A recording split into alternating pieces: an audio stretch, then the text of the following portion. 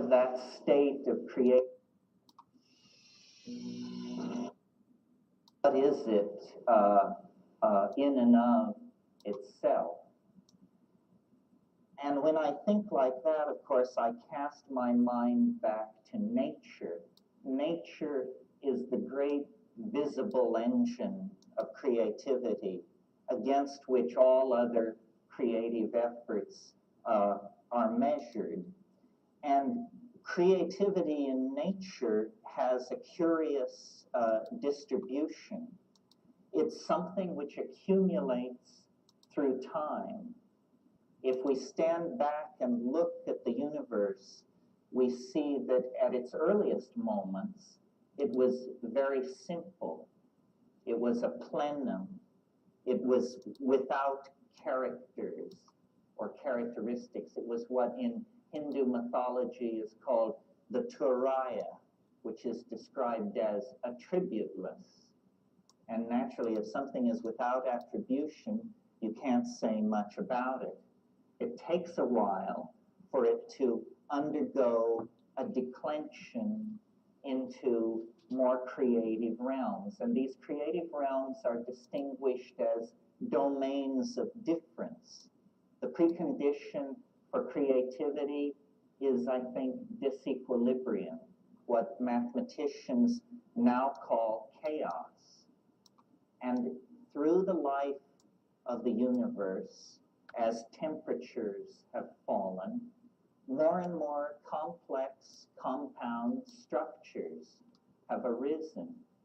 And though there's been, many a slipping back in this process, over very large spans of time, we can say that creativity is conserved, that the universe becomes more creative. And out of that state of creative fecundity, more creativity is manifest.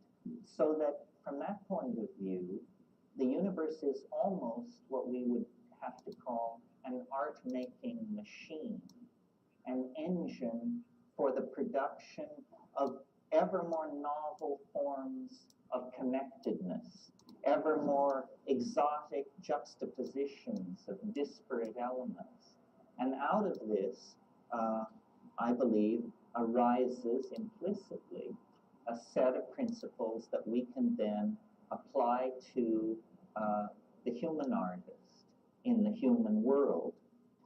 Nature's creativity is obviously the wellspring of human creativity. We emerge out of nature almost, and this idea I think was fairly present close to the surface of the medieval mind.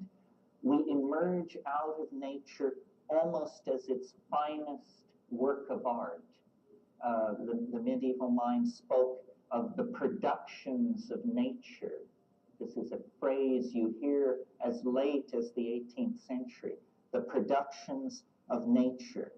And human creativity emerges out of that, whether you have a model of the Aristotelian great ladder of being, or a more modern evolutionary view where we actually consolidate emergent properties and somehow bring them to a focus of self-reflection.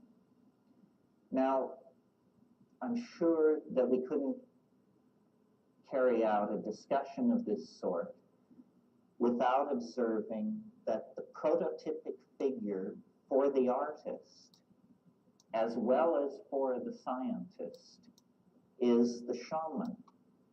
The shaman is the figure at the beginning of human history that unites the doctor, the scientist, and the artist into a single notion of caregiving and creativity. And I think that, to whatever degree art over the past several centuries has wandered in the desert, it is because this shamanic function has been either suppressed or forgotten. And different images of the artist have been held up at different times. The artist as artisan, the artist as handmaiden of a ruling class or family, the artist as designer for the production of integrated objects into a civilization. This notion of the artist as mystical journeyer, as one who goes into a world unseen by others and then returns to tell them of it, was pretty much lost in the post-medieval and Renaissance conception of art up until the late 19th century or early 20th century, where, beginning with the Romantics, there is a new permission to explore the irrational. This really is the bridge back to the archaic shamanic function of the artist. Permission to explore the irrational. The permission for the irrational imagery of the unconscious, surrealism, and German expressionism make use of this permission. Always the idea being to somehow destroy the idols of the tribe, dissolve the conceptual boundary of ordinary expectation. Well, in order to do this, it seems to me there is a precondition for the creation of art, which I call understanding. And I don't mean this in an intellectual sense. I mean it in the sense that Alfred North Whitehead intended when he defined understanding as the apperception of pattern as such. As such. There's nothing more to it than that. You see, if we were to look at this room and we were to squint our eyes, and I'm doing this right now, and I see that the room divides itself into people dressed in red and people dressed in blue. This is a pattern, and it tells me something about what I'm looking at. Now I shift my depth of field. Now I'm looking at where men are sitting and where women are sitting. This is a different pattern, and it tells me more about what I am looking at. The number of these patterns theoretically present in any construction is infinite. That says to me then that the depth of understanding cannot be known. It cannot be known. Everything is immanent. William Blake makes this point, you know, that you can see infinity in a grain of sand. So understanding then is the precondition for creativity. And this understanding is not so much intellectual as it is visual. Visual. And in thinking about this, I realized what an influence upon my own ideas in this area Aldous Huxley was. Not the Huxley that we might ordinarily associate with my concerns, the Huxley of the Doors of Perception and Heaven and Hell, but the Huxley of a very modest book that he wrote in the early 50s called The Art of Seeing. The Art of Seeing. And in that book, he makes the point that a good art education begins with a good drawing hand. That to be able to coordinate the hand and eye and to see into nature, to see into the patterns present as such, is the precondition for a kind of approach to the absolute. Now, out of this process of seeing, which I'm calling understanding, The creative process ushers in novelty. And many of you have heard me speak of novelty in another context, in the context of nature as a novelty-producing engine of some sort, and ourselves almost as the handiwork of nature. But this same handiwork of nature, which we represent, we also internalize and re-express through the novelty of the human world. Well, now, if we take seriously the shamanic model as a basis for authentic art, then certainly in the modern context, what we see missing from the repertoire of the artist are shamanic techniques. And it's for the discussion of these shamanic techniques, I believe, that I was brought here this evening. So I want you to cast your mind back to a great seminal moment, germinal moment in the history of human thought, which was about 25,000 years ago. The great glaciers that had covered most of the Eurasian landmass began to melt, and human populations that had been islanded from each other for about 15 millennia began to recontact each other and reconnect. And out of this comes what is called the Magdalenian Revolution from 18,000 to 22,000 years ago. And what it is nothing less than a tremendous explosion of creativity and aesthetic self-expression on the part of the human species. We find for the first time, bone and antler technology takes its place along with stone technology. Musical instruments appear over a wide area.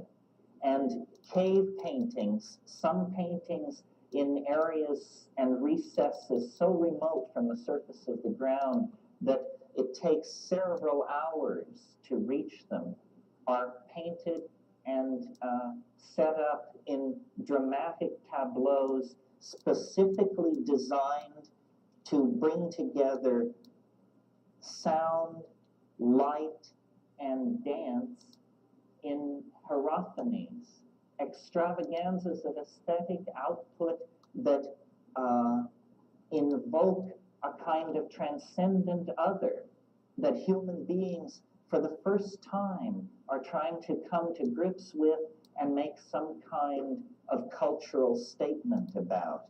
And this pulling into matter of the ideas of human beings, first, in the forms of beadwork and chipped stone and carved bone, within 20,000 years, ushers into the kinds of high civilizations that we see around us and points us toward the kind of extraplanetary mega civilization that we can feel operating on our own present like a kind of great attractor. Now, this whole intellectual adventure in exteriorization of ideas is entirely an aesthetic adventure. Until very recently, utility is only a secondary consideration.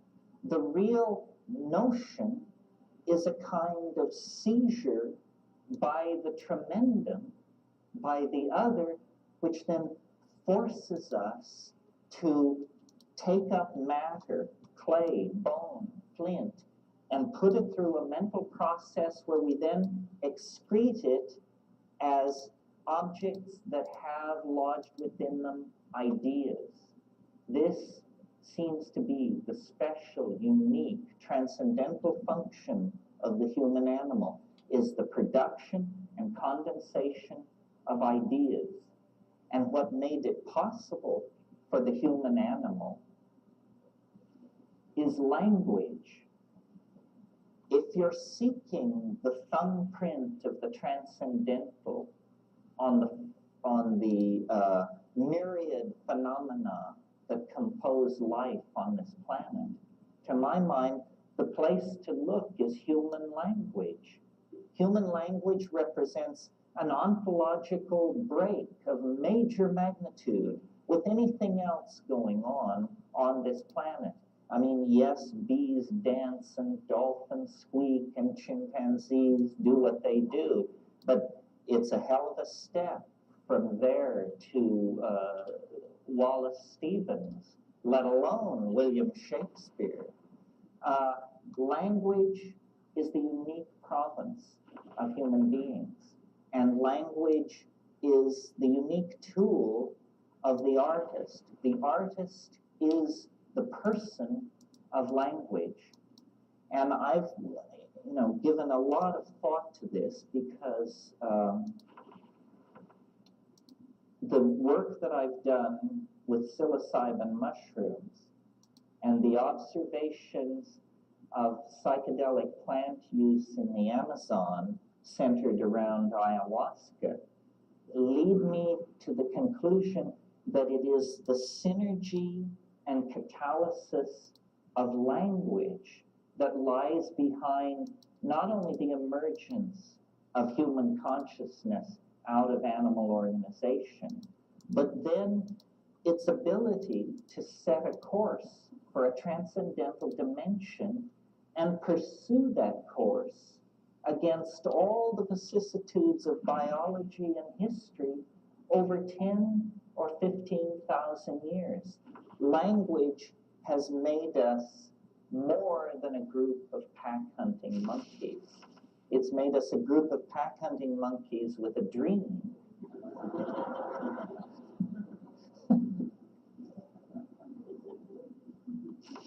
And the fallout from that dream has given us our glory and our shame, our weaponry, our technology, our art, our hopes, our fears.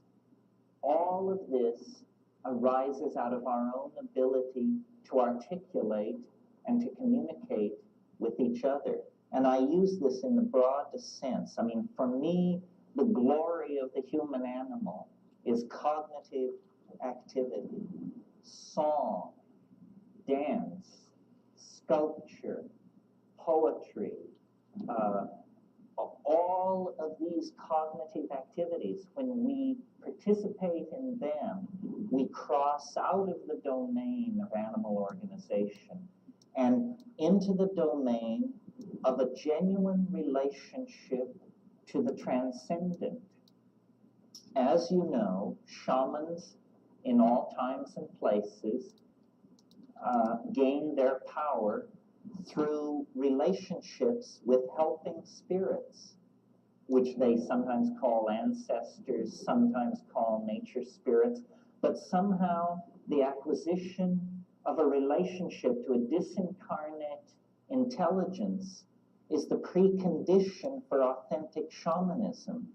Now, nowhere in our world do we have an institution like that we do not consider pathological, except in the now very thinly spread tradition of the muse, that artists alone among human beings are given permission to talk in terms of my inspiration, or a voice which told me to do this, or a vision that must be realized. The thin line, the thin thread of shamanic descent into our profane world leads through the office of the artist. And so if society is to somehow take hold of itself at this penultimate moment as we literally waver on the brink of planetary extinction, then the artist, like Ariadne following her thread out of the labyrinth, is going to have to follow this shamanic thread back through time. And you know, one of the most disempowering things that has been done to us by the male-dominant culture is to brush out our footprints into the past. We don't have a clue as to how we got here. Most people can't think further back than the first Nixon administration, let alone, you know, the arrival of the Vikings, the fall of Çatalhöyük, the melting of the glaciers, so forth and so on. We have been disempowered by a rational tendency to deny our irrational roots, which are a kind of embarrassment to science, because science is the special province of the ego, and magic and art are the special province of something else. I could name it, but I won't. It prefers to be unnamed, I think. So, how seriously then are we to take this, I'll call it an obligation, to follow the shamanic thread back into time? Well, I think that it is a matter of saving our own souls, that this is the real challenge. You know, I love to dig at the yogins by saying nobody ever went into an ashram with their knees knocking in fear over the tremendous dimension they know they were about to enter through meditation. Still truer and more sad, still more true and more sad, is the notion that very few of us pick up our sculpting tools or our airbrush with our knees knocking with fear, because we know we are invoking and acting with the muse at our elbow. And somehow I think the artists need to recover this sense of mystery. One of the most depressing things to me about the art scene, and I had a chance to reconnect with this because I was just in New York, is it now has a kind of directionless quality. You can go into a gallery and you cannot tell whether it is 1990, 1980, 1970, or 1960, because a kind of eschatological malaise has settled over art. All notion of any forward movement toward a transcendental ideal has been put aside for the exploration of idiosyncratic vision. And I grant you, this is a tension, and perhaps in the question period we can talk about this. There is a tension between the individual vision and the notion of an attractor or a collective vision which wants to be expressed. But to my mind, this is the same dichotomous tension that haunts the individual in his or her relationship to Tao. You know, we don't want to be lost in ego, but on the other hand, if we completely express the Tao, we have no sense of self. The ideal seems to be a kind of coincidentia oppositorum, a kind of literalizing of a paradox, where what we have is Tao, but we perceive it as ego. And in the application of this notion to the art problem, I would say what we need is a situation where schooling, if you want to put it that way, or a tendency toward a coherent vision expressed by many artists, is spontaneous. Each artist imagines that they are pursuing their own vision, yet obviously they are in the grip of an archetype which is rising through the medium of the unconscious. Now, the last time we saw this in American art was in abstract expressionism, which was probably in terms of the values, in terms of tension and the amount of emotional gain between one artistic moment and another. The break between abstract expressionism and what preceded it was the most radical break in American art in this century. Abstract expressionism actually carried us into a confrontation with what the quantum physicists were telling us, that the universe is field upon field of integrated vibration, that there is no top level, there is no bottom level, that the ordinary structures of provisional space-time are simply that if we can rise out of the human dimension, then we discover these larger, more integrated dimensions where mind and nature somehow interpenetrate each other.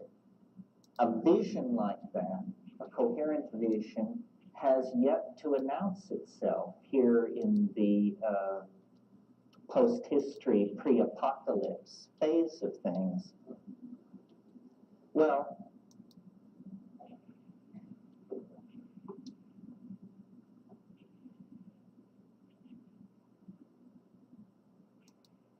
I guess I have a kind of reactionary side when I think about the creative endeavor. I believe that the psychedelic experience, as encountered by each of you in the privacy of your own mind, or as encountered by a pre-literate society somewhere in the world, that psychedelic experience is in a way the Rosetta Stone, not only for understanding the encryption that our own lives represent each to ourselves, but it's also a Rosetta Stone for uncoding the historical experience. Art is this endeavor to leave the animal domain behind, to create another dimension orthogonal to the concerns of ordinary history. And this orthogonal domain, to my mind, is glimpsed most clearly in the psychedelic experience. The psychedelic experience shows you more art in an hour and a half than the human species has produced in 15 or 20,000 years. Now, this is an incredible claim. This is why I make it. The energy barrier which separates us from this tremendous repository of transcendental imagery is very low. You know, it's a matter of a little personal commitment and the substances which make the transition possible. The perturbation of brain chemistry is easily done. What is not so easily done is the assimilation of the consequences of this act. Ordinarily, we assume that consciousness is channeled between tremendously deep walls, that there is no way to force a confrontation with the other or the transcendent or the unconscious.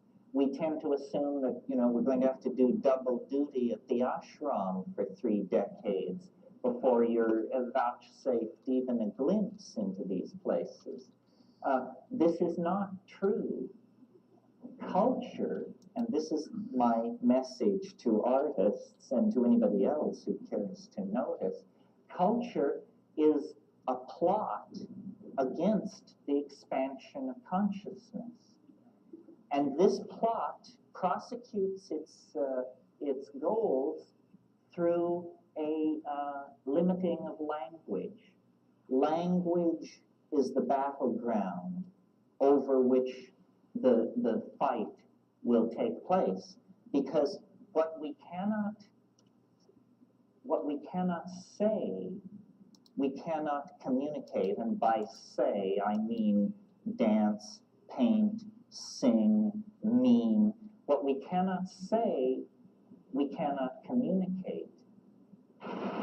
We can conceive of things that we cannot communicate. But, and I think every one of us here has done that. And that's a thrilling thing. That is the deep homework. The psychedelic inner astronaut sees things which no human being has ever seen before, and no human being will ever see again. But in fact, this has no meaning unless it is possible to carry it back into the collectivity. And what motivates me to talk to groups like this is the belief that we do not have centuries of gently unfolding time ahead of us in which to gently tease apart the threads of the human endeavor and create a bright new world. That's not our circumstance. This is a fire in a madhouse. And to get a hold on the situation, I think we are going to have to force the issue. Well, one way of forcing the issue, or a chemical definition of forcing the issue when you're talking about a chemical reaction, is catalysis. We want to catalyze consciousness. We want to move it faster toward its goals, whatever those goals are. Well, I believe that to the present moment, language, again in the broadest sense, speech, dance, musical composition, language has just been allowed to grow like topsy. It's been a kind of every man for himself situation. Now, what we really need, as we see ourselves moving from one species among tens of thousands of species on this planet, over the past 10,000 years, we have redefined ourselves. And now, like it or not, we are the custodians of the destiny of this planet. Our decisions affect every life form on the planet. What I'm hopeful for, and what I actually see happening, I think that we're on the right track. The birth of a new kind of humanity is going to take place, but there are still a lot of decisions to be made. How violent shall this birth be? What toll shall it take upon our mother, the earth? What shape shall the baby be in when it finally is delivered? These are the decisions that artists can mediate and control. Most people are afraid of the unconscious.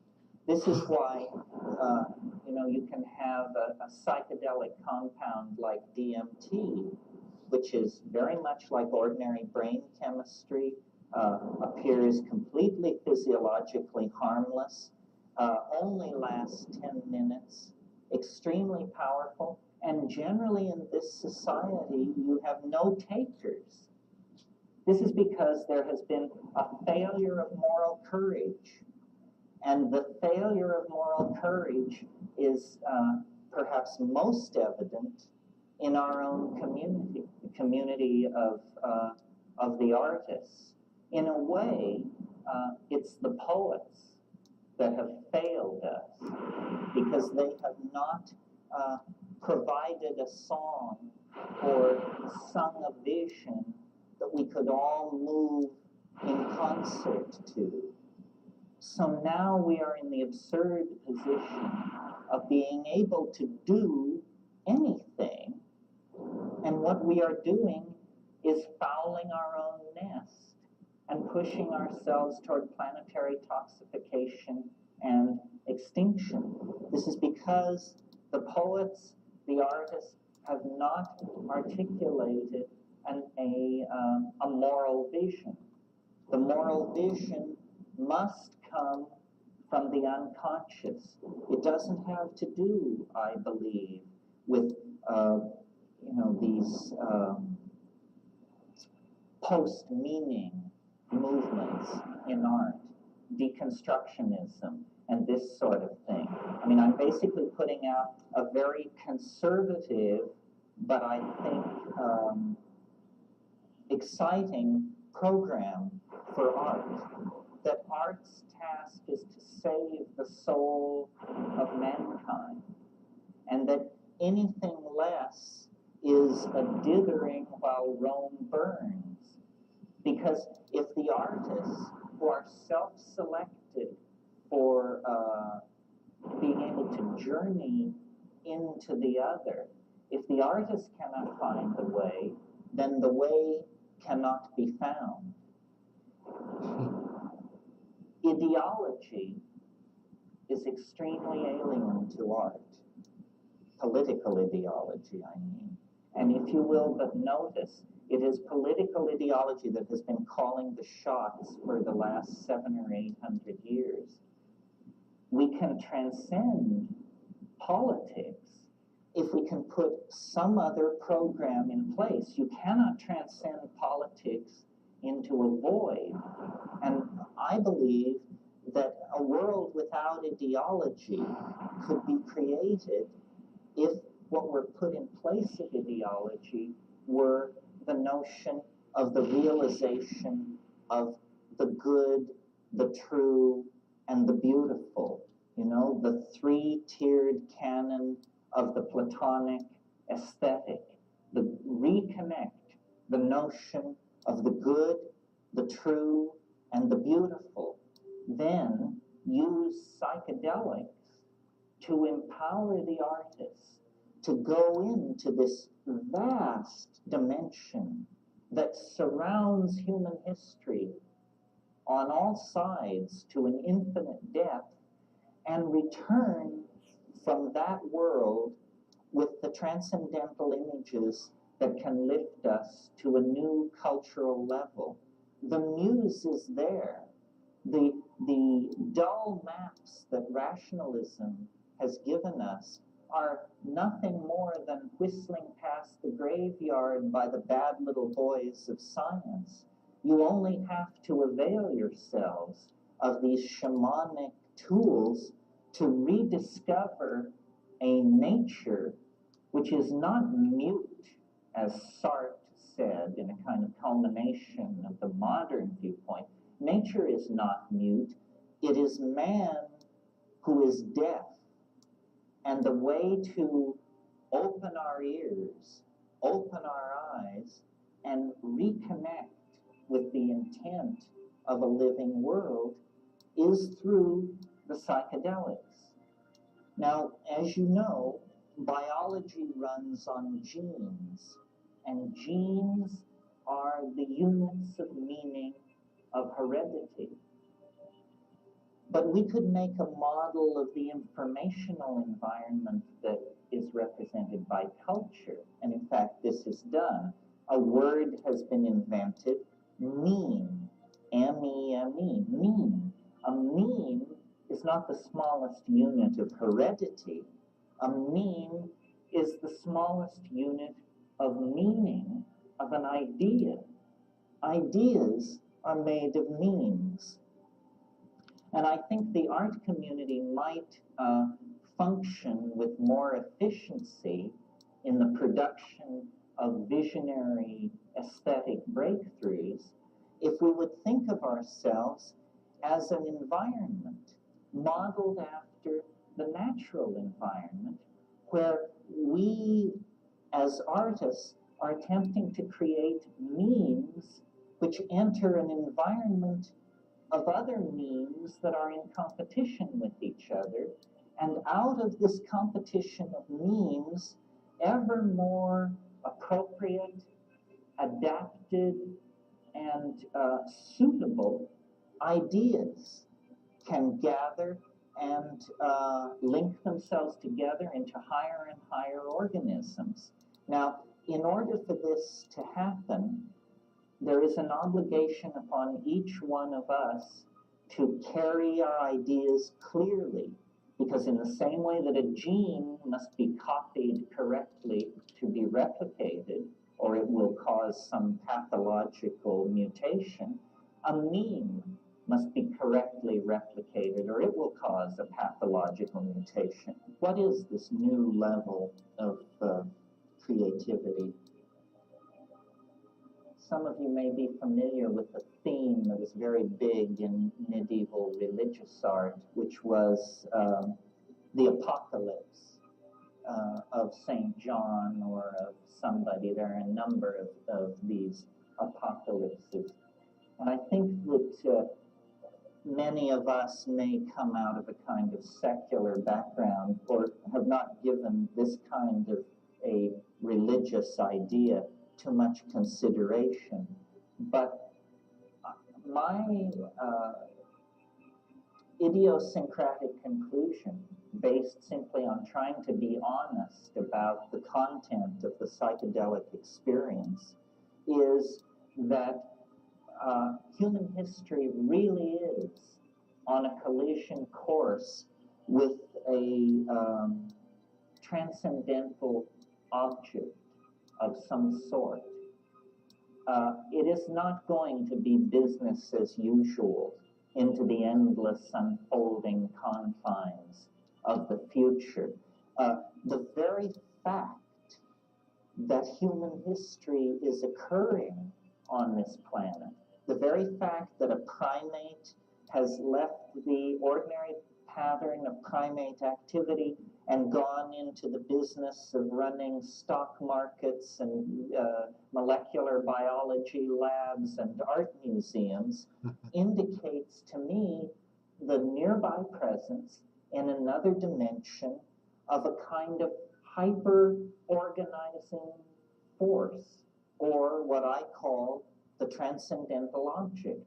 And I believe that this transcendental object is casting an enormous shadow over the human historical landscape.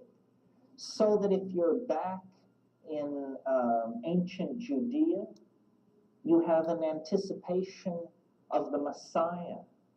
If you are at Eleusis, at the height of the practice of the Eleusinian mysteries, you have an anticipation of the dark God. These anticipations of an unspeakable, transcendent reality that are always clothed in the assumptions of the individual artist and the society in which he or she is working are in fact genuine, and that you don't have to give yourself over to fundamentalist religion to connect with the fact that human history is an adventure. And this adventure has a number of startling reverses and sudden plot shifts that are very difficult to anticipate, and that we are coming up on one of those. The civilization that was created out of the collapse of the medieval world has now shown its contradictions to be unbearable. And though no one of us knows what the shape of the new civilization will be, somehow in the singing of the ayahuasca songs in the rainforest, in the tremendous hypermetallic transcendental off-planetary flash of psilocybin, in the teaching of the self-transforming machine elves that seem to dwell in the DMT dimension, we see that the ordinary linear expectations of history are breaking down, and that the truth of the immanence of the mystery is breaking through all the structures of denial of the male dominator paradigm that has been in place so long. The way to make this birth process smooth, the way to bring it to a conclusion that will not betray the thousands and thousands of generations of people who suffered birth and disease and migration and starvation and lonely death so that we could sit here this evening. The redeeming of the human enterprise all lies then in helping this thing come to birth. And each artist is an antenna to the transcendental other. And as we go with our own history into that thing and then create a unique confluence of our uniqueness and its uniqueness, we collectively create an arrow out of history, out of time, perhaps even out of matter, that will redeem then the idea that man is good. Redeem the idea that man is good. This is the promise of art, and its fulfillment is never more near than the present moment. Is it that we are to transcend this world and go into some titanic dimension of energy or spirit that we can scarcely imagine? Is that what this birth is? Is the only way we can grant peace to this planet is to turn ourselves into electrons moving in an ytterbium cube that we bury on the dark side of the moon? Is it something like that? I'm troubled by that because I would like to keep it all together. I would like to see us as a part of nature, but I'm not so uninformed concerning the historical adventure that I don't know that what is called Gnosticism is a very strong strain in the human animal, and especially in Western thought. And Gnosticism in its most severe form can be boiled down to the proposition that we are strangers here. We don't belong here. This is not our world. We come from a place made of light, and we will never rest until we return to it. Now, the problem with that formulation is it sets us up for tremendous discontinuity and unhappiness until we achieve that return to the realm of light. It's a kind of Faustian thing, you know? And yet, the other possibility, which I, as the co-founder of a botanical garden and a lover of nature, incline to, is, isn't there some way that we can make our peace with the earth? Isn't there some way that we can have our cake and eat it too? And I more and more, to my own discomfiture, conclude that there isn't. That the human adventure is a forward-going adventure. That we do close off options. We never again are going to be, a small tribe of hunter-gatherers with our flocks on the plains of Africa, enjoying our mushrooms and our orgies at every full moon. Somehow, long, long ago, that option was cut off. Shucks.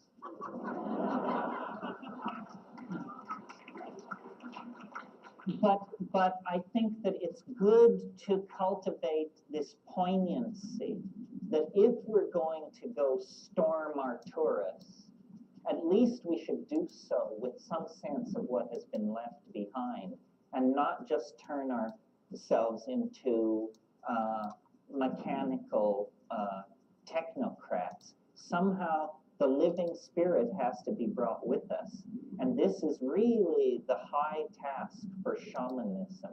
How can we, who have always as shamans had a relationship to the spirits of the earth, of the waters, of the sky, if we are setting out for Alpha in Sagittarius or something like that, how can we do that and not leave our soul behind? Well, I don't think we should leave our human soul behind. Somehow we have to internalize the entirety of the biological world if we are going to become a spacefaring species. Otherwise, we're going to get out there and discover that something vital was left behind.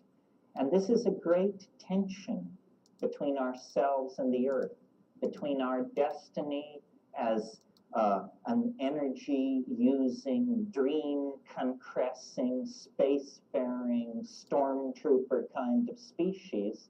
I mean, that's all male dominance and male mentality talking, and the need to somehow fold that into a nurturing stance, a preserving stance, a stance that recognizes that the conservation of our archaic values is really our only hope. And those two things exist in a dynamic tension. This is maybe the issue that the artistic community can clarify, and that must be clarified before we can make a definitive step into the future. Right now, we're uncertain. Stewardship or angelhood, which shall it be? What I'm proposing is more, there's no man in it. It's the concrescence of the collective soul of humanity, that somehow I see history as an alchemical task and process, and the artist as artificer. It is the task of the artist to complete this alchemical concrescence. And it's a kind of irrational thing. It is irrational. It's that mind and matter are approaching each other on a trajectory that will bring them together with no damage to the quintessential nature of each. And we can't imagine that, because for us things are mind or matter. We can't conceive of a coincidentia oppositorum, and yet it's that which we must hold in our mind if we want to see truth. I mean, even in quantum physics, they teach you that the universe is composed of what they call islands of Boolean algebra embedded in an ocean of ordinary algebra. What they mean is they're having their archaic and eating it too. They're trying to say that it's both and. And it is an irrational process. It isn't a Nietzschean program of realization. It's a kind of an opening. Something wants to be born.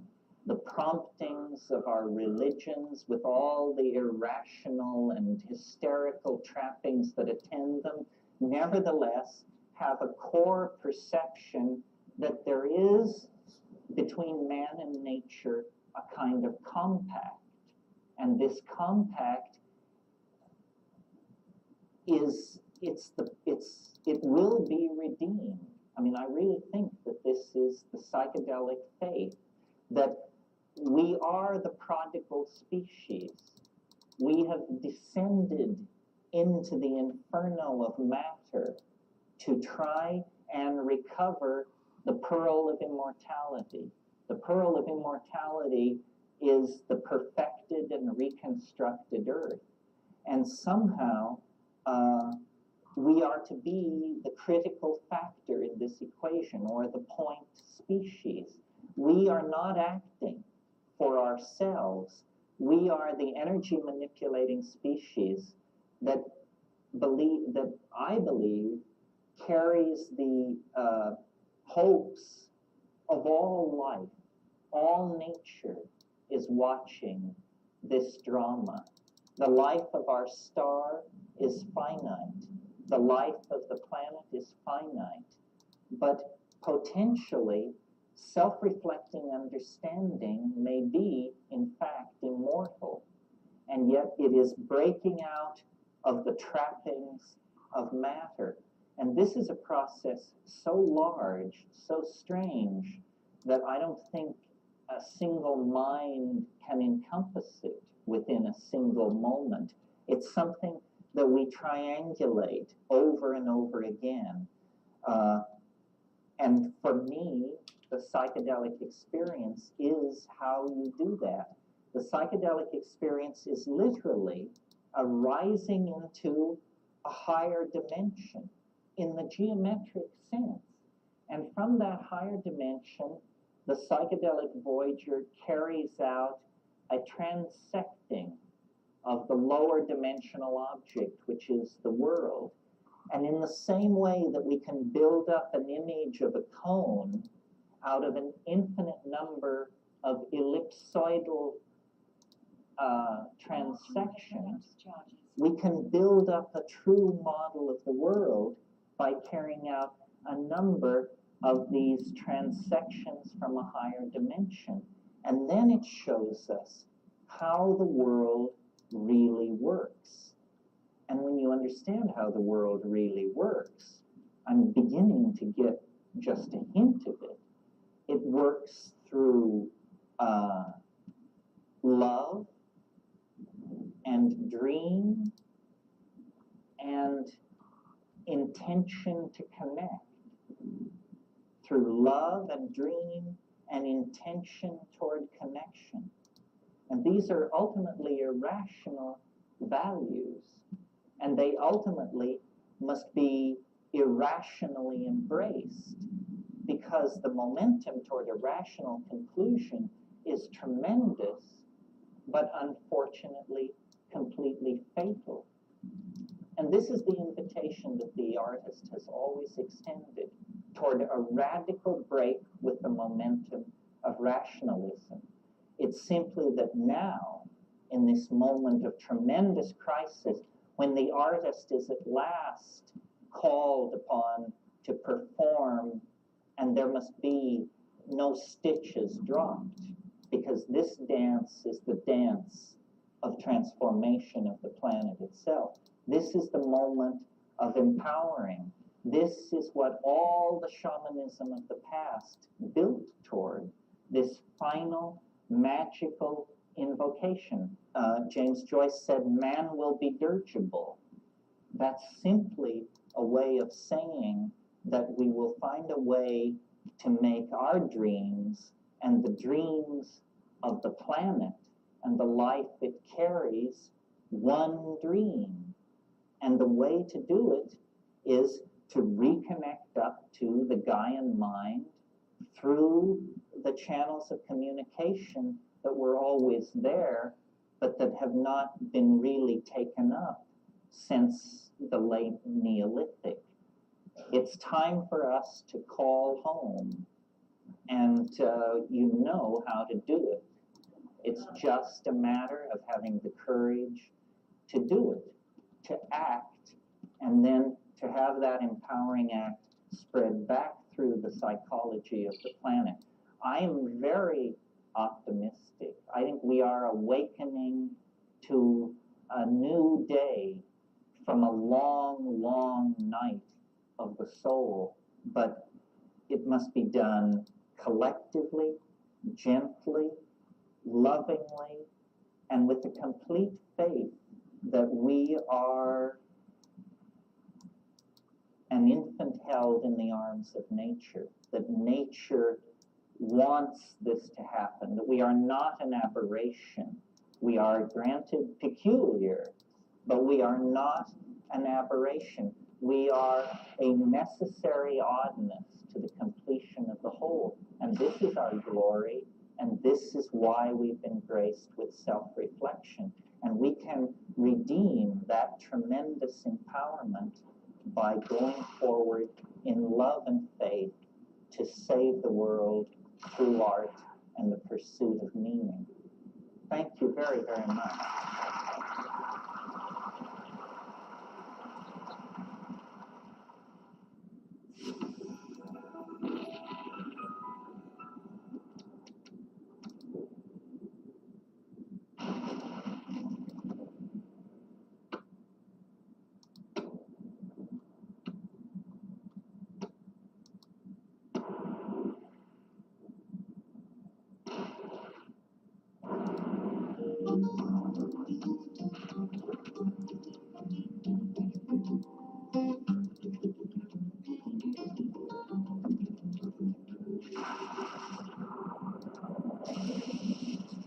I'm going to introduce Terence, and then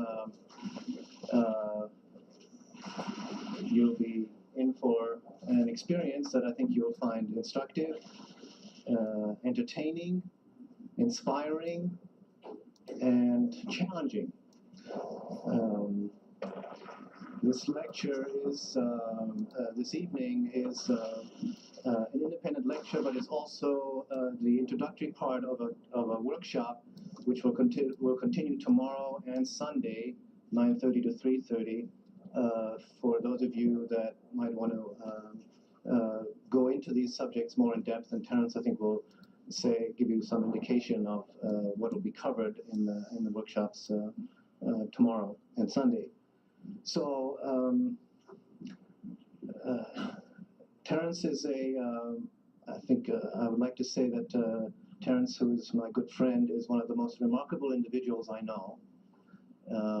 He is an explorer, a student of shamanism and of history, of ethnobotany, and of a whole variety of other disciplines, which would be too numerous to list. He has a very unusual gift for articulating with exceptional clarity connections, insights, and understandings from really the frontiers of human exploration and knowledge.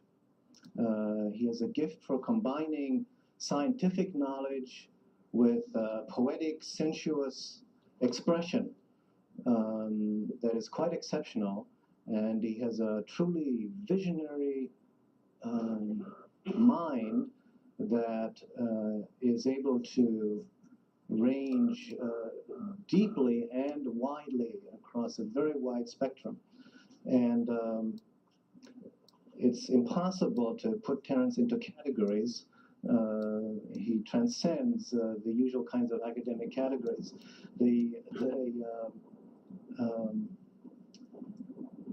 But the topic, the focus of this workshop is on ethnobotany and shamanism. In particular, his work in the last several years has focused on the preservation, the study, and the preservation and propagation of knowledge and information about the use of botanical plants in the context of the expansion of human consciousness and knowledge.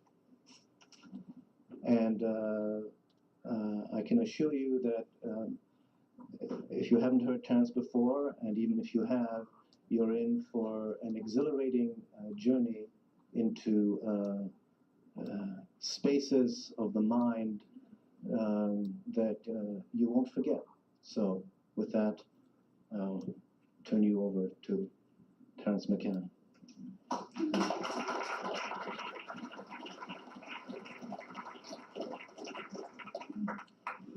Well, I want to thank Ralph for an introduction that will be hard to live up to. I want to commend Ralph and CIIS for the act of intellectual courage that inviting me here represents.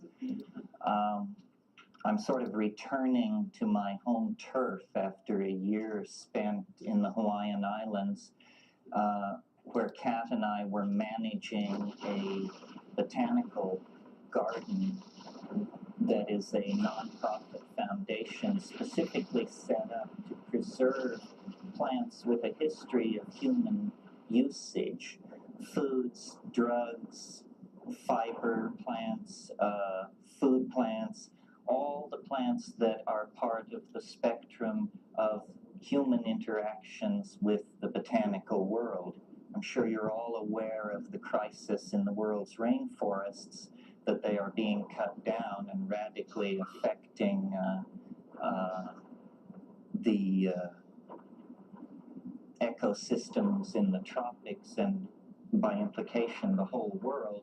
But what is not so well understood is the impact on tropical cultures that capitalism and modernity is having. These tropical tribal cultures are much more fragile than the rainforest itself.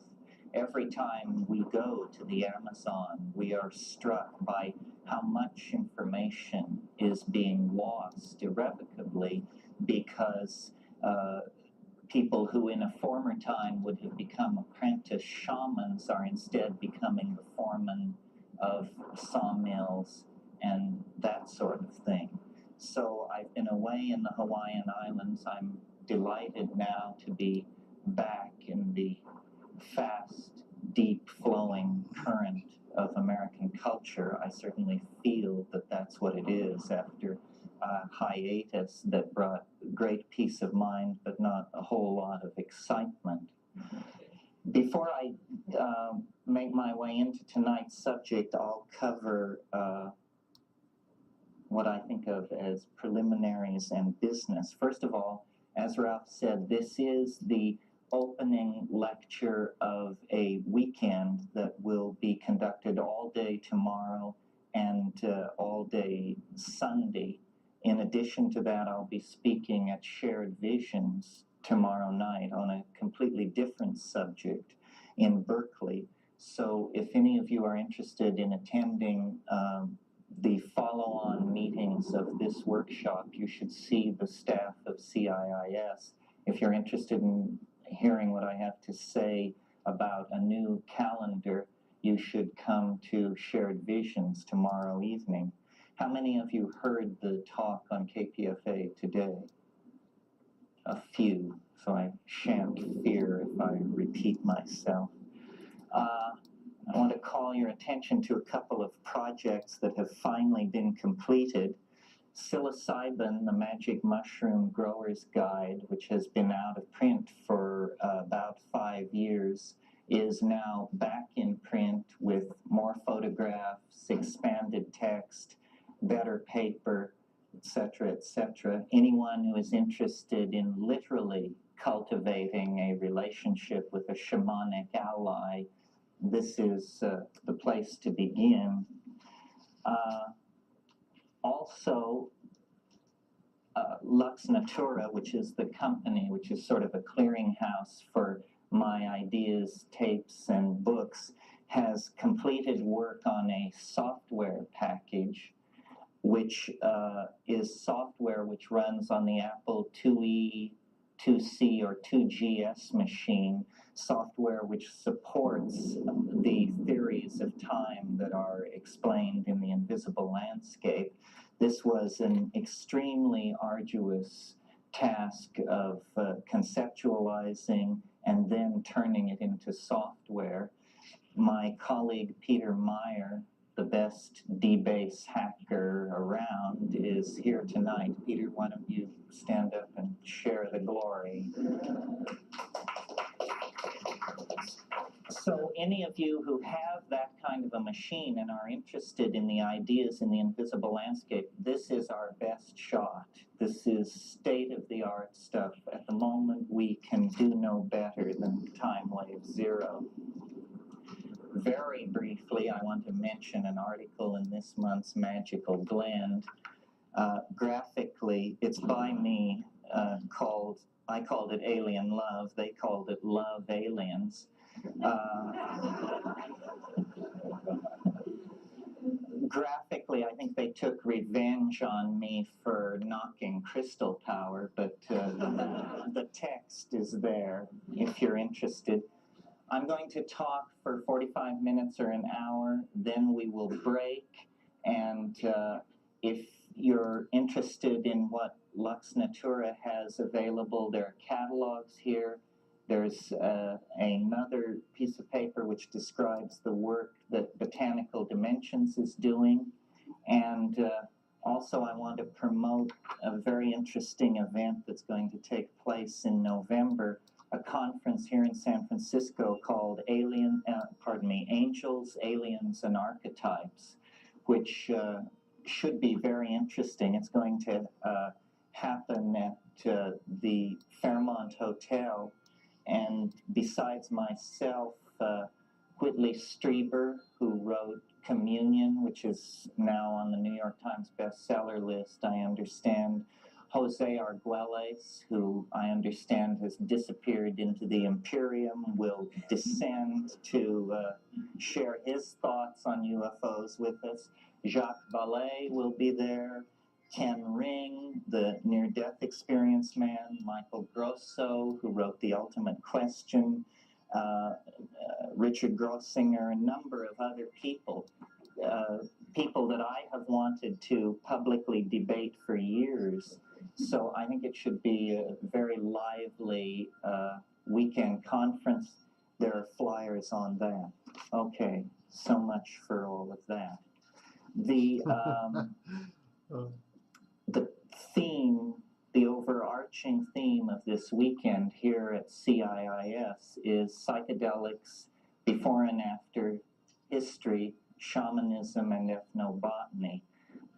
The succeeding meetings will deal with the details of shamanic usage of hallucinogenic plants worldwide in a kind of survey format with special emphasis on those places and peoples that I have personal experience with, which is the Amazon basin and Southeast Asia. And I understand that if you are a student at CIIS, there is credit for that. Tonight's lecture is an attempt to set the stage and sort of enunciate the philosophical themes that stand behind the effort to understand and enumerate psychedelic plants and their usage anyway. I mean, what is the point of it? And the reason I called it, or the reason I invoked history before and after, is because I think that the psychedelic experience, especially as it is induced by plants, is a phenomenon that too little has been made of in an effort to sort of preserve the chestnuts of modern science and society. The psychedelic experience is an extremely old part of the smorgasbord of human experiences on this planet. In fact, the emergence of human consciousness and the emergence of an awareness of the properties of these biodynamic alkaloids scattered throughout a number of plant genera may be nothing less than the same thing. We know that the arboreal primates of Africa, at a certain point in the past, and people of goodwill differ on exactly when, came under pressure from an advancing phenomenon of desertification of the African continent. And at that time, new lifestyles, new adaptations had to be put in place. The arboreal canopy dwelling lifestyle of these primate tribes had to be put aside. They descended to ground level. They abandoned vegetarianism in favor of an omnivorous diet, and their already highly evolved system of signaling became even more evolved as they took to hunting and preying upon herds of ungulate animals that were evolving in this grassland situation in response to the same set of environmental pressures that were forcing the primates out of the trees. Roland Fisher did work showing that visual acuity is increased if small amounts of psilocybin are given to graduate students. Psilocybin in doses that are sub-threshold for the triggering of psychological changes. And in fact, he made the point to me when he told me about this, that this was a clear instance of a drug allowing a being, a person, to have a truer picture of reality than if they had not ingested the drug. But Fisher, who was a psychologist, never drew the conclusion regarding what the consequences of such an increase in visual acuity would be on the lifestyle and adaptive skills of an animal. It's very clear in the same way that if you have a plant in your diet which stimulates or challenges your immune system, that will increase your adaptive advantage. It's very clear that the presence of a biodynamic steroid or alkaloid which increases visual acuity will also have a tremendous impact on the adaptive strategy and the success of that strategy in a given animal. So it's possible to suggest that once psilocybin was established in the food chain, those primates that utilized it quickly became the dominant and then the exclusive form. Well, now, how did this psilocybin enter the food chain of these primates? Very simply, because it was coprophytic, meaning it grew in the manure of these ungulate animals, so that once the ungulate animals became a food source and a focus of interest and attention of these primates, they could not help but notice as they tracked and followed these herds that the mushroom was thrust upon their attention. If any of you have observed Stropharia cubensis, which is the species I'm speaking of, growing in the tropics, you know that it is quite an astonishing natural object to come upon in any environment. I've seen them the size of dinner plates in the Amazon, and they have a very rich golden color, and they rear their heads above the surrounding grasses in the meadowland situation. In fact, they actually look like small fleets of flying saucers that have come in and settled on the grass.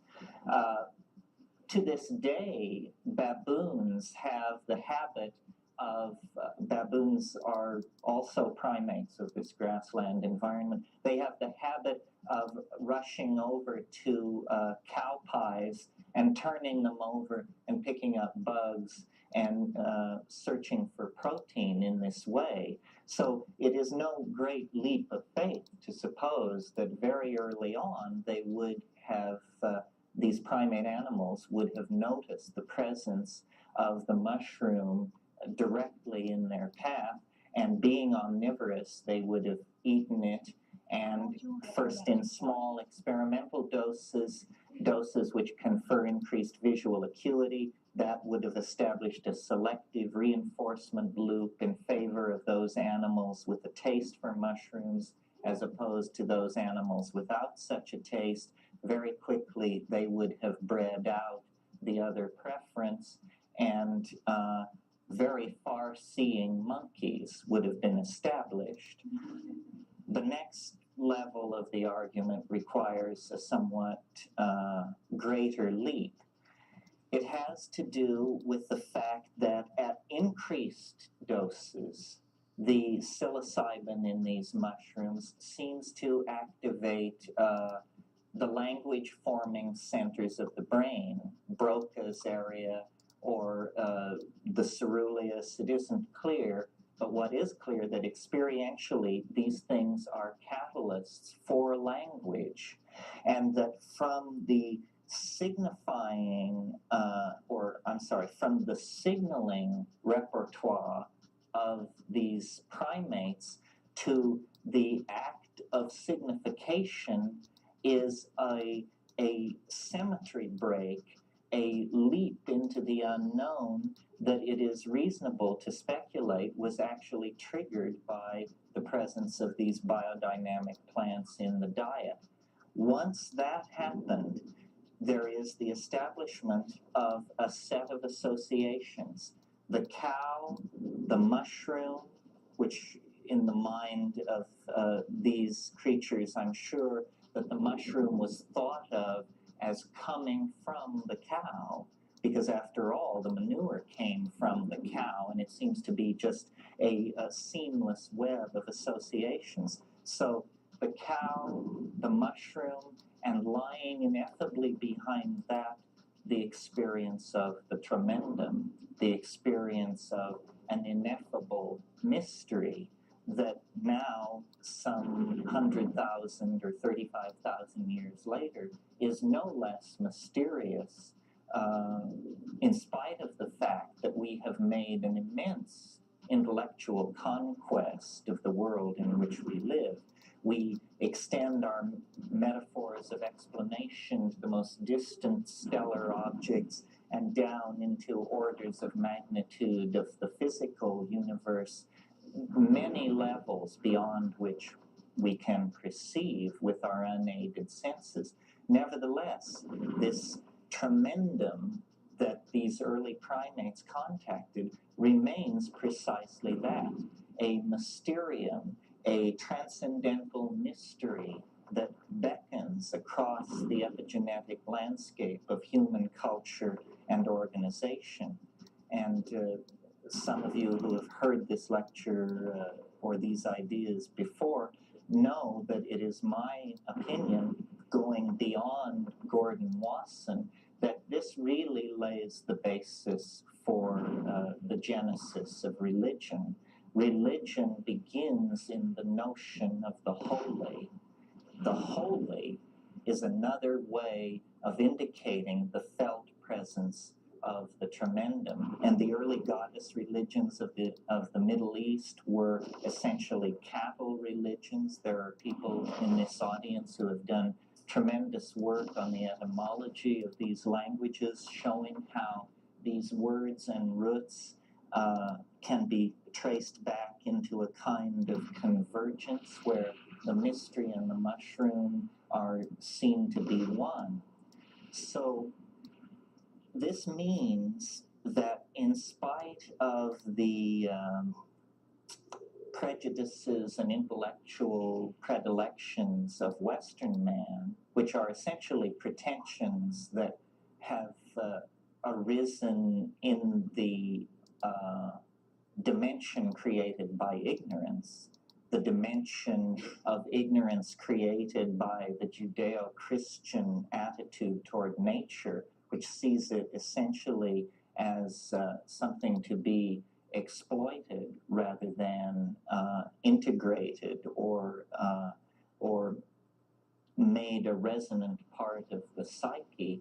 In the light of that ignorance, the connection to the vegetable world has fallen away. Although even as late as the 19th century, mythographers and mythologists like F. Max Mueller and Fraser were talking about the vegetation goddess as a kind of archetypal category into which all of these early religions could be subsumed. Then in the 20th century, this idea fell into disrepute. And the interest in the psyche became detached from the historical career of man through time and became a kind of well, a hologram, if you will, the Jungian hologram of the archetypal matrix, which, if you've ever read Jung, you know that he has very little appreciation for historical chronology. He will cite a 16th century alchemist in the same breath that he will cite a 4th century hermeticist or a 16th dynasty papyrus text, because his notion was that the collective unconscious was somehow atemporal. And there is something to that. But beyond and beneath that is the greater reality of the accumulation of this experience with these plant hallucinogens. It's interesting that to this day, in the rainforest ecologies of the world, the faith has never been broken. And in a way, that brings me then to the second theme, which is after history. History, you see, is a kind of prodigal wandering, a kind of breaking of faith with the vegetation goddess, a descent into what Merciliade called the profanity of history, away from the paradigmatic world of ritual and magic, and into the secularized linear progression of historical phenomena based on technological advance. However, because it rests on no epistemic bedrock, it is simply a cultural assumption. It is now, in our own time, playing itself out. The fact that it has a false bottom can now be seen as we, through modern anthropology and modern chemistry and pharmacology, before it was repressed and shut down in the 1960s, we have rediscovered the mystery almost by accident, and then quickly acted to make it illegal, inaccessible, and trivial. These seem to be the three ways that we deal with drugs. We make them recreational or illegal or inaccessible. All strategies for turning away from the real implication, which is that man, as a thinking creature on this planet, is necessarily a portion of a symbiotic relationship.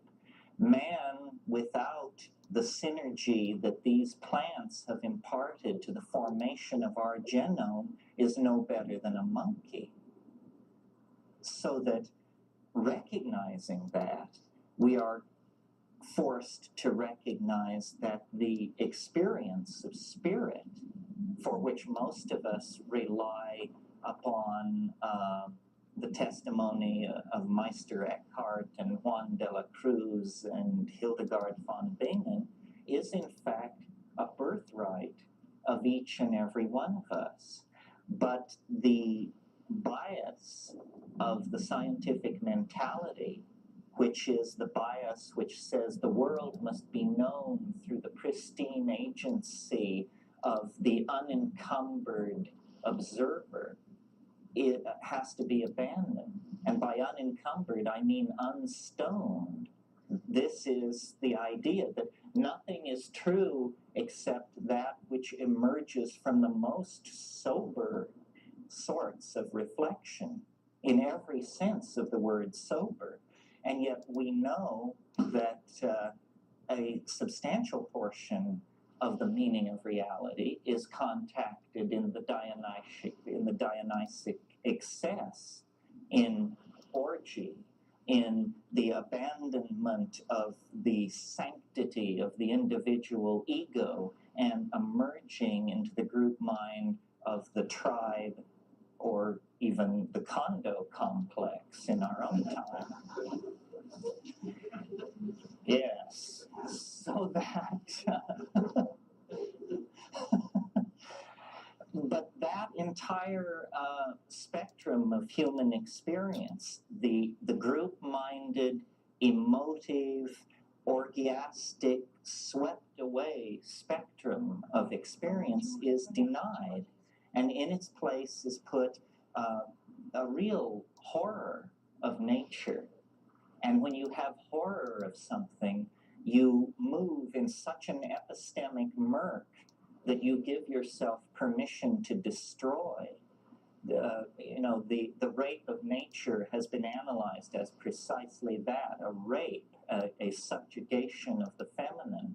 And it certainly is that, but it's something else as well. It is a horror that gives permission to destroy. A microcosm of this, which everyone who works in the Amazon is aware of, is the myth of cannibalism in the Amazon. The myth of cannibalism was specifically promulgated to give white people permission to carry out atrocities on the native peoples, because it was said they are homophages, the most horrifying thing we can imagine, gives us permission to deny their humanity and then ride roughshod upon them. And on a larger time scale, this kind of relationship has been extended to all of nature. Now, because of the work of people like Hoffman and Wasson and Metzner and Leary and earlier people, Lewin and others, the 20th century has come full circle. We have dug so deep into the toy box of matter that we have actually come upon the residence of the God or the residence of the mystery, and it cannot now be denied. This is, I believe, a lot of what the cultural struggle over hallucinogens and the impact of plant-induced hallucinations is about. It is that science cannot continue as usual in the face of this phenomenon. It is what the parapsychologists have been seeking, but have not the courage to proclaim, because so strong is the bias against drugs in this culture that automatically anything having to do with drugs is ruled out of bounds in the realm of evidence, precluding forever, in my mind, the validation of these phenomena. So-called psychic phenomena are an everyday occurrence where hallucinogenic drugs are taken. But where hallucinogenic drugs are not taken, these things must be sought by the most tortuous and excruciating kinds of methods, the flipping of cards and that sort of thing.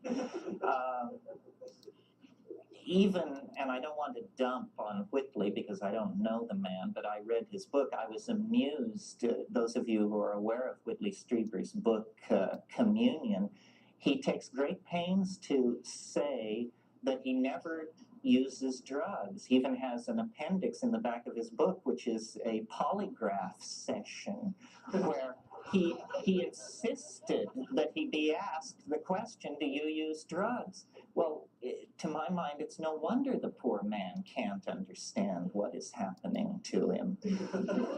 Without a symbiotic relationship to the biodynamic, God-laden constituents in the exterior natural environment, the unaided human mind is almost certain to fail in its effort to assimilate the mystery of being.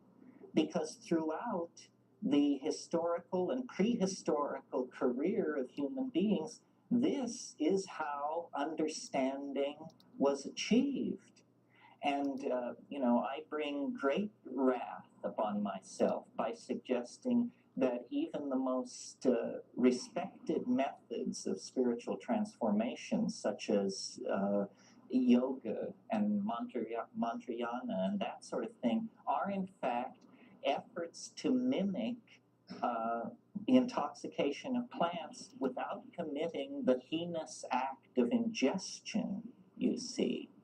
Again, this a masculine paternalistic society has such a penetration fear, such a fear of having Mother Nature come at them with the large, thick reality of things that, excruciating ordeals will be substituted in lieu of that.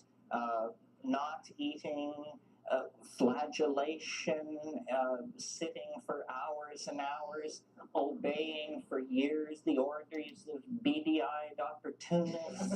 All of this sort of thing will be tolerated in lieu of making the commitment to nature. That's what it is. It's a commitment to nature, to the efficacy of nature.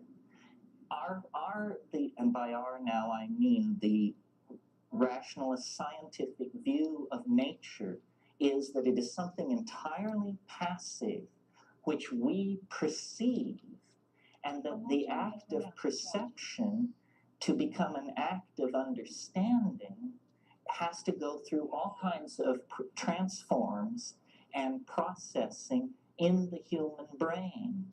Nothing could be further than the truth. I'm sure many of you are familiar with the Gaia hypothesis, which fundamentally is a theory about gas exchange in the atmosphere, but which really says that the planet is a self-regulating organism in which we are moving around, playing a role somewhat like an organelle in a cell. The consequences to be drawn from the Gaia hypothesis is that nature is not a passive matrix which requires analysis, but that in fact it is communication. That the perception of nature is the perception of nature's intent. And if we could, and this begins as a kind of outlandish notion, is nature talking to us? Is that what is happening? And ends, I think, in the conviction that that is absolutely what is happening. We do not live on this planet. We live in this planet. Hundreds of miles of atmosphere rise above us. We move along on a kind of membrane, which we call the surface, but which is really simply a symmetry break in the physiology of the planetary organism. The planetary organism for us is a continuous stream of communication to us, which we deny. And we deny it by strategies that have been spun out over millennia. One of which is, of course, the subject-object dualism inherent in our languages, the notion of the passivity of the exterior, the notion that mind is a phenomenon, in fact, an epiphenomenon of the functioning of brain. We are unwilling to see that mind is a flowing river into which the brain is inserted much in the way that a dipstick is inserted into a crankcase, to take the measure of the lubricant.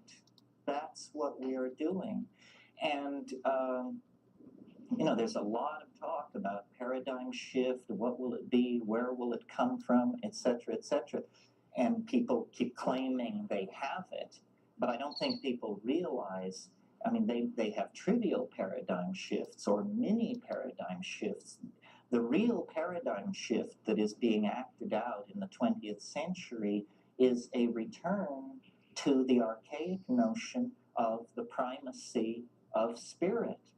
And it was contacted first and most abstractly by quantum physics, where it was finally realized, when all other intellectual avenues had been exhausted, that particulate matter, conceived of as tiny billiard balls whizzing through empty space, was going to have to be replaced by a notion of fields, of interacting fields described probabilistically and not really localizable in the here and now kind of matrix that we are used to moving through. But they called the new concept of matter probabilistic or wave mechanical. It actually is not mechanical at all. Waves are not mechanical. Wave mechanical is a curiously bastardized kind of term which tries to have it both ways. But how many of us are quantum physicists, and how many of us who are actually have access to the instrumentalities that confirm these notions? So it emerged and is emerging then in other areas, such as abstract art and the effort by the precursors of abstract art, the pataphysicists, the Dadaists, and the surrealists, to introduce the notion of an animate and active unconscious. The notion of the unconscious is actually an effort to blur the notion of the point consciousness of the ego and to replace the model of the point consciousness of the ego with this more deployed and fuzzy notion of a gradation of awareness spreading out to the very earliest memories of animal organization, you see. But all of these intellectual efforts to launch the paradigm of spirit have been somewhat academic and removed from the ordinary experience of people. What is not removed from the ordinary experience of people is the availability of the psychedelic experience, conceived not as a kind of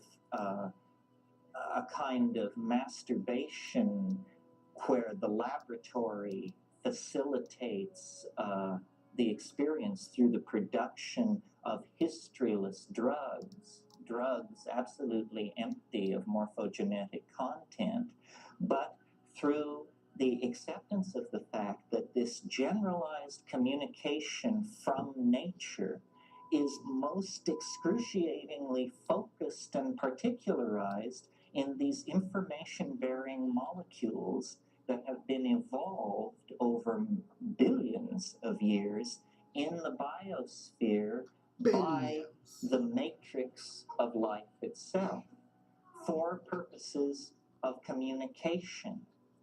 All of life is really an ocean of communication, and this is now being understood even by the hard-nosed Darwinian evolutionary thinkers. It is really not all tooth and claw. It is not survival of the fittest. It is survival of those who can cooperate best with those around them of the same and different species. Well, the essence of coordinating cooperation is communication. And the essence of communication is the free flow of linguistic intent. We're all familiar, I'm sure, with the way in which ants regulate their behavior by the laying down of pheromones. But and that seems quite acceptable to us because we say, well, the average ant is not such a big deal. It is the hive, which is so exquisitely organized and coordinated and able to execute its intent and carry out its plans. But, have you noticed that the individual atoms of the human hive are no great shakes either in most cases? I'm speaking now to an intellectual elite, self-selected by being able to get yourselves here this evening to this kind of an event. But I'm sure you all are aware of the public opinion polls which show that the average high school graduate cannot locate Venezuela on a map. And similar things, believes that Hermann Goering served in the Nixon administration. And someone said, but he did, didn't he? Only his spirit. So coordination of communication is really what these psychedelic compounds are about. And once this is recognized, I think the role of the spirit as a transforming paradigm begins to come into focus. You see, it is not enough, and this is again another argument I have with within the body. That's what a hormone is, an organic catalyst within the body, which suddenly shifts the focus of the individual from what Freud called the polymorphic perversity of the ego to the felt presence of the other, conceived in that case as a sexual partner. And sex, which had never before been an issue, or which had only very peripherally been an issue, suddenly becomes an absolute obsession, and pointing toward the attainment of syzygy with the mystery, fusion with the felt presence of the other in the form of early adolescent sexual experiences. Well, I have many times found myself saying to groups like this, what a tragedy that someone might go from birth to death without ever having the psychedelic experience. It is the birthright of an intelligent species. In the same way that I would hate to think of someone going from birth to death without the sexual experience. These are completing and illuminating and transcendental dimensions of experience, which one must have in order to fully claim the dimension of humanness. Now, in the process of culture recapitulating ontogeny and phylogeny, we have reached our childhood's end. And our childhood was the world of naive Newtonianism, Hamiltonian atomic systems, a place for everything and everything in its place. We have come to the end of that process. Now we must invite the presence of a greater mystery. And in the same way that though we enter into the sexual dimension at adolescence, we leave it some 50, 60, or 70 years later, depending on how lucky we are, still without a full understanding of what went on. I'm sure you've all seen the little sign which says, we grow too soon old and too late smart. Well, it applies to sex as well as to the psychedelic experience. Now, as a culture, we must come to grips with the fact that the world is not simple, in the same way that a 9-year-old must come to grips with the fact that the world is not simple. It is not as mommy and daddy said it was. There are tremendous vistas and abysses to be plunged, and ask your uncle and he will tell you that nobody knows what's going on in these areas. Ask a shaman and he will tell you that nobody has found the bedrock of the psychedelic experience.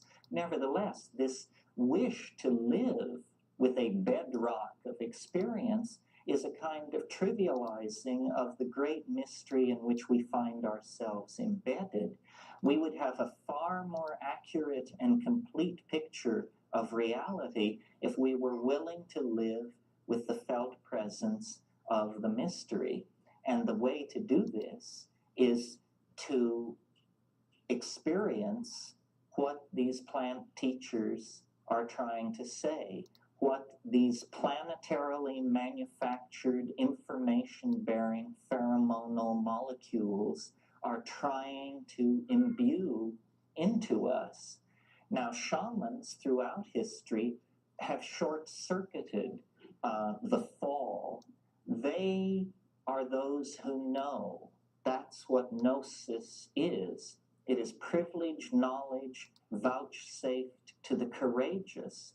And the fact that we have fallen into a childish or a neurotic style of relating to being is nothing more than a statement about the inherent biases of our languages and our institutions. Many peoples have not, perhaps because they carried out their lives in the vastness of the tropical forests, where the force of nature cannot be denied. You see, had we stayed in the tropics, we probably would never have taken the fall into history. The fall into history is what happens when one moves into progressively more and more barren landscapes and substitutes for the input of organic nature the self-generated neurotic maps that are based on incomplete information. Now that cycle is being closed. I often think that the discovery of the New World and its subjugation, which was like the carrying out of the ultimate fantasies of the neurotic Judeo-Christian tradition, a world to plunder, ends very oddly with Gordon Wasson and Valentina Wasson in 1953 penetrating into the jungle highlands of Mexico and finding there ourselves as the primary instruments of our knowing.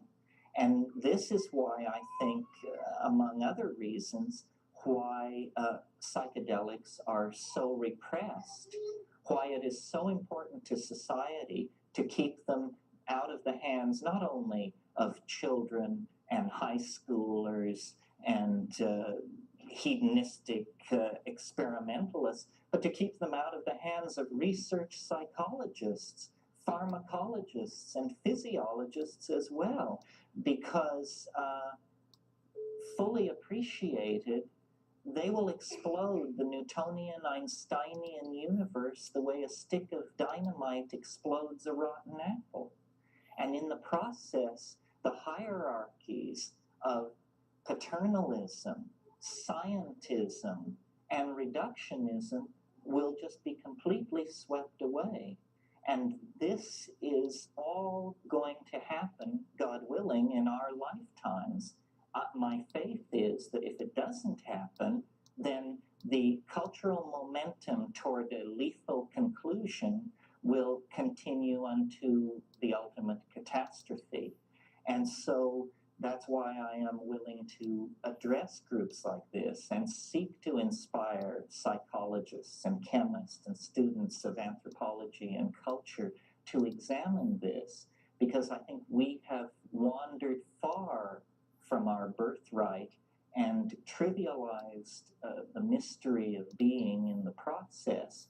And to recoup that mistake, we are going to have to become as little children in the face of the shamanic phenomenon and investigate it intellectually, experientially, linguistically, individually, and collectively.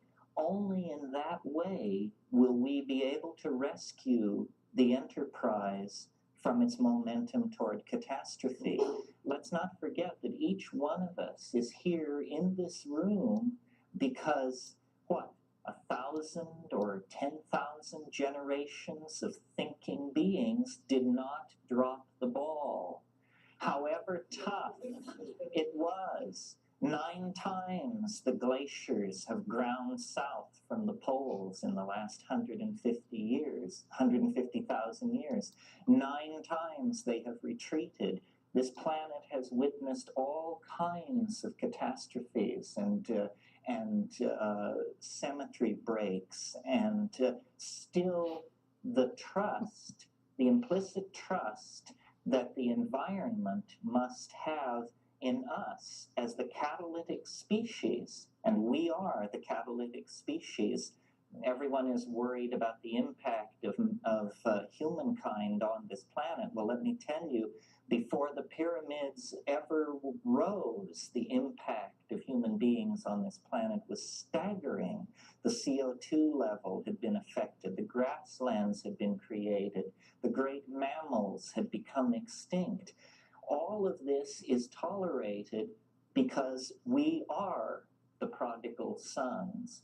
We are the pride of